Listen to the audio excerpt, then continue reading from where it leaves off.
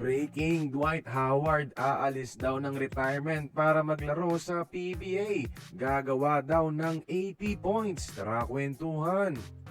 Marami ang umasa na makikita natin si Dwight Howard sa PBA nang kontakin siya ng Macau para maging import sa Commissioner's Cup. Pero hindi ito natuloy at nag-anunsyo siya ng retirement sa basketball last week lang. Pero ngayon lang mga idol ha, pasabog ni Dwight sa kanyang social media post sa Facebook. Sabi niya, "Don't make me come out of retirement and get 85 now out in the PBA."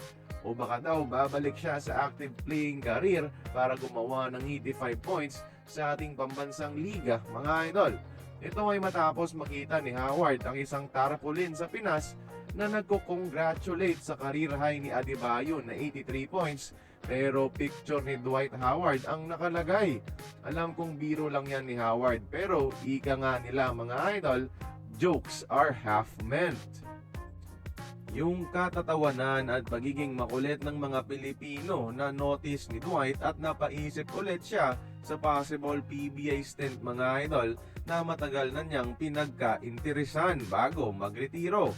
So, ipagpatuloy nyo lang mga idol yung mga makulit na post nyo at ipakita sa comment section ng kanyang Facebook page at Facebook post na gusto natin siyang makita dito sa PBA. Mga idol, i-challenge natin si Dwight Howard na gawin nga dito ang sinasabi niyang 85 points. Malay natin, ito pa ang magpabago ng kanyang isip para maglaro sa PBA mga idol and make himself available sa ating liga ng ilang buwan for the final games of his legendary basketball career.